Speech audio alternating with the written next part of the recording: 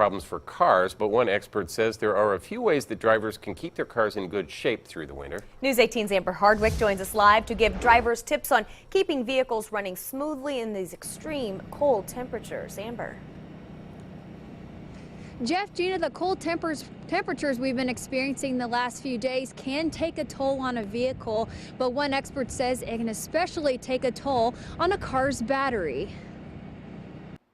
In weather like this, it can be really a life or death situation if you're not prepared. Which is why Mr. and Mrs. Tire owner Jim Lewis says it's important to take necessary steps to make sure your vehicle's in good shape in the extreme cold. Lewis says he has noticed an increased number of customers recently after the first significant snowfall and with the dip in temperatures. He says dead car batteries are the #1 problem his business sees when the temperatures drop this cold. The cold puts a lot more strain on the battery, and if a battery shows any signs of weakness whatsoever, the cold will just drain it all the way out. Lewis says it takes more amps to start a battery in the winter than it does during the summer. He says signs of a weak battery include a car taking longer to start or a car not starting and making a clicking noise. Lewis also notices more tire problems when the weather takes a turn for the worse. Seems like when we get the first snow that puts people that are sitting on the fence as far as replacing tires or not replacing tires. It kind of moves them off center, and because they don't get enough traction. And Lewis also suggests warming up your vehicle, especially if they sit outside. He says it helps fluid like oil flow smoothly through the engine. if they sit outside, it's always nice to warm them up at least until the ice gets off the windshield.